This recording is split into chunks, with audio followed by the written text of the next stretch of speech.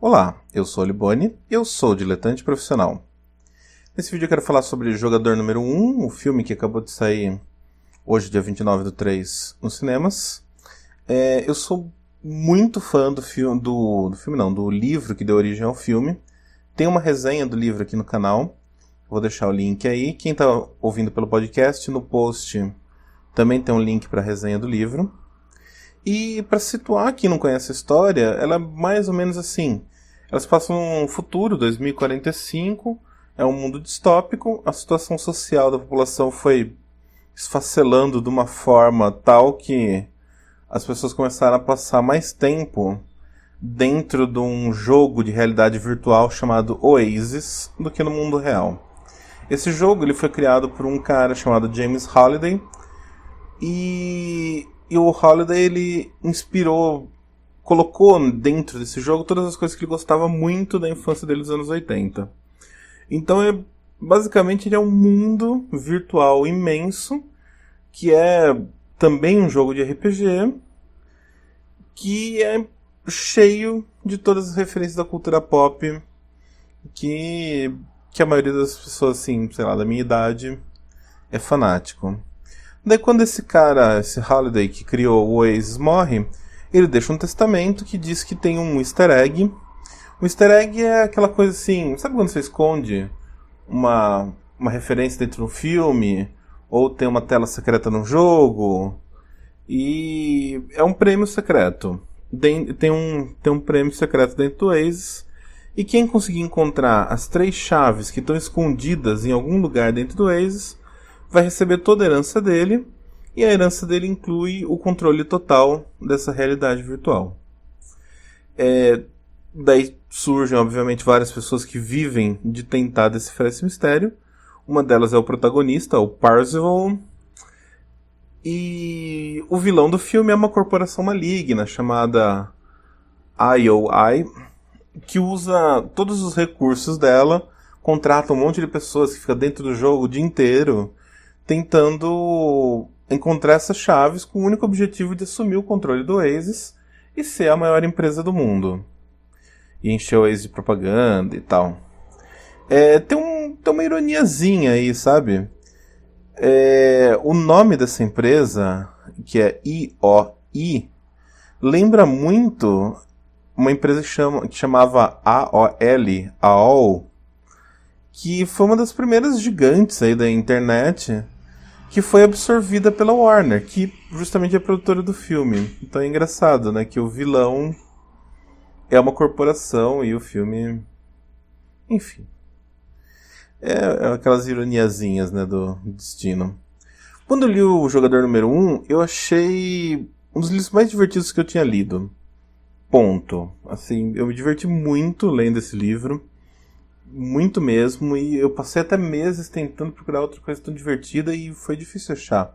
Mas eu tenho que ser honesto, sabe? O livro ele não é excelente, ele é aquele livro técnico. Ele tem um roteiro todo fechadinho, ele segue todas aquelas regras narrativas, de ritmo, de altos e baixos, e surpresas e prêmios para o leitor. E se fosse pelo texto em si, é um livro que não teria relevância alguma. Sabe aquela coisa do livro que tecnicamente não tem erros, mas isso não deixa ele bom. Mas o que faz do livro uma leitura tão gostosa é que ele vai pegando assim você pelas aquelas referências oitentistas, por aqueles filmes, as músicas, o esquema que é o universo, o esquema que é esse jogo, que lembra muito RPG, e principalmente pela dinâmica dos desafios que levam os personagens até as chaves, e de uma chave para outra. E a forma como a situação vai escalonando e mudando, e chegando numa puta batalha final que junta os seres mais poderosos de toda a cultura pop se enfrentando. E óbvio que, assim, quando eu li isso, a coisa que eu mais queria era ver aquela cena juntando todos aqueles personagens bizarros, assim, totalmente aleatórios em um filme. E quando anunciaram que o Steven Spielberg ia ser o diretor, você fala assim, puta, é o diretor perfeito para esse tipo de filme. Mas vamos falar sobre o filme em si. Eu fiz todo esse prelúdio aí, eu falei tudo isso até agora, para dizer que eu gostei do filme porque eu gostei do livro. É simples, é só isso, na verdade. O filme ele adaptou bem a história, mudou uns pontos ali pra tornar mais uma aventura cinematográfica, cheia de um monte de cena de ação. As cenas funcionam bem, sabe? As cenas são bem legais. E, como é de se esperar, assim, referência pra todo lado, referência de todo tipo, coisas que você nem imagina, assim. Deve ter sido uma batalha judicial tremenda pra conseguir a liberação de tudo aquilo que aparece no filme. E aquela coisa, assim, se você quiser passar uma vida congelando cada frame do filme, descobrindo cada brincadeira escondida, tem diversão ali pra muito tempo. Nesse sentido, é assim, é o sonho de uma vida para um fã de cultura pop. Sabe, aquela coisa assim, ver uma corrida maluca só com carros clássicos, assim, um DeLorean, a moto da Kira, um Batmóvel da série do Adam West.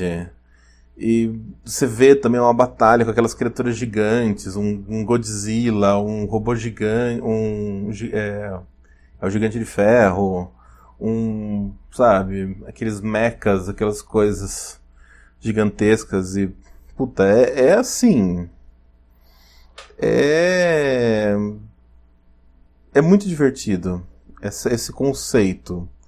E pelo que eu vi no Rotten Tomatoes é um site que compila ali críticas de filmes, né? Os críticos cadastrados vão lá e vão dando suas notas para os filmes.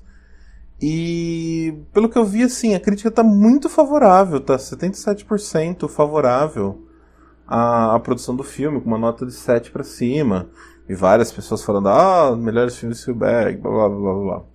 Mas assim, a minha impressão é que o filme vai ser um fracasso de público. Apesar da coletânea de referências, o filme ele tem uma vibe meio gamer, assim, que eu acho que foi uma tentativa de abraçar essa nova geração que é fissurada em videogame, mas é aquele gamer meio tiozão, sabe? Aquela coisa assim, uma visão de alguém que não é gamer tentando agradar alguém que é. Né? É como se eu tentasse falar do mundo gamer, sendo que eu não entendo nada disso. E, por outro lado, o público oitentista, que tem se revelado ser grande, né, assim, de uma certa forma, é um público que está mais acomodado, né? Aquele público que migrou para séries, que tem um monte de coisa para ver na Netflix e não vai sair de casa para ver um filme enquanto não terminar de ver todas as séries que tá atrasado, né? Sei lá. Então, assim, no geral, eu tenho sentido, pelo que eu vejo em redes sociais e tal, que o filme não foi abraçado pelo público. Eu vejo mais gente que gostou, tentando convencer outras pessoas a assistir, que é o que eu tô fazendo aqui, por exemplo, do que gente falando, nossa, queria muito ver o filme. Se você junta isso com o fato de ser um filme meio morno, no fim das coisas, o resultado é um pouquinho morno, sabe? Não dá pra esperar aquele estouro de bilheteria. A grande sacada do livro, que é uma coisa impossível de levar pro filme, é que a leitura é uma coisa muito imersiva.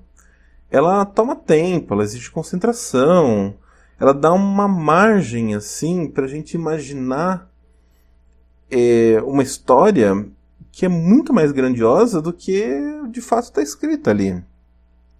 E essa imersão que deixa o livro muito mais impressionante do que ele é, só que é uma imersão que não tem como existir num filme de 2 horas, cheio de ação e efeitos 3D. Aliás, né, tem todo um reducionismo para fazer o filme e acaba matando um pouco do sentido desse mundo. No livro, o Oasis, ele de fato ele substitui a realidade. As pessoas elas trabalham dentro do Oasis, elas acordam de manhã, logam e vão trabalhar, vão fazer telemarketing virtual dentro do Oasis. As pessoas estudam no Oasis como uma educação à distância extremamente avançada. O personagem principal, o Parzival, inclusive, assim, no começo do livro, ele é um estudante numa dessas escolas que ficam no mundo virtual dentro do Oasis. E no filme ficou estranho, porque assim, você não tem nada dessa dinâmica, mundo real, mundo virtual. E quando você vê as cenas, parece que assim, é um futuro de zumbis esquizofrênicos que ficam ali dentro do jogo, mas o Oasis do filme, ele parece ser só isso, ele parece ser só um jogo, não uma realidade em si. E isso acaba deixando muitas questões sobre como as pessoas se sustentam nesse mundo, como funciona essa economia. Nos acontecimentos do livro também, a descoberta das pistas, a passagem de uma chave para outra, todo esse processo demora muitos meses. E a vida dos personagens ela vai mudando muito do começo até o fim do livro. Você tem assim uma evolução, você tem uma história mais complexa, mais lenta e mais funcional. Já no filme, assim, tudo acontece magicamente em questão de dias, sabe? As pessoas demoraram décadas para descobrir como achar a chave. Assim que o Parzival descobre como acha a primeira, daí as outras vêm assim como se não fosse nada, sabe? E essas coisinhas, elas vão ali, né, dilapidando a estrutura do filme. E ele vai ficando sem meios de se sustentar tão bem como narrativa. E ele não engaja as pessoas só pela referência. Ele fica aquela coisa meio morna, meio vazio, menor que o livro. Uma coisa que eu gostei no filme é que assim, eles deram uma melhorada no papel da Artemis, que é a personagem feminina do livro. Ela ficou assim bem mais forte, assim, bem mais... Ela tem um papel bem maior no filme. Ela tem uma sequência no mundo real que é muito, muito legal. No livro, uma sequência que seria análoga a essa, ela também é feita pelo Parzival. Então, no filme ela tem um papel muito mais proativo. E talvez isso também tenha sido uma coisa meio planejada, porque o livro foi muito criticado. Eu li um texto longuíssimo, falando sobre como o livro era machista e tal. E tem uma razão nesse texto. E provavelmente eles fizeram isso para combater essas acusações. E assim, eu achei que funciona até um ponto. Porque a cena final, pra mim, eu não vou aqui me posicionar, me dar entendedor de feminismo, porque eu não entendo nada. Mas assim, eu mesmo, na minha ignorância, achei que a cena final desconstrói toda a boa imagem que tinha sido construída no decorrer do filme. Mas isso daí é uma opinião sem muito fundamento, tá? Minha. Mas enfim, eu gostei muito do filme. Gostei muito mesmo. Era o que eu queria ver. É uma versão filmada do livro que me divertiu muito. Mas eu acho que é um filme que não se sustenta sem o livro. Eu acho que o melhor caminho é assim, vai, lê o livro, cria a sua visão daquele mundo na sua cabeça, imagina todas aquelas batalhas, se diverte com esse livro e depois você pega o filme e assiste. Daí você preenche todos os buracos que tem no filme com a história que você sabe do livro, e daí você consegue se divertir com o filme tanto quanto eu me diverti. E é isso que eu tinha pra falar. Então, obrigado aí por ter ouvido. Ficou meio longo o vídeo, né? Poxa, obrigado pela paciência. E curta, compartilha, se inscreva no canal, etc, etc, etc. Valeu, pessoal.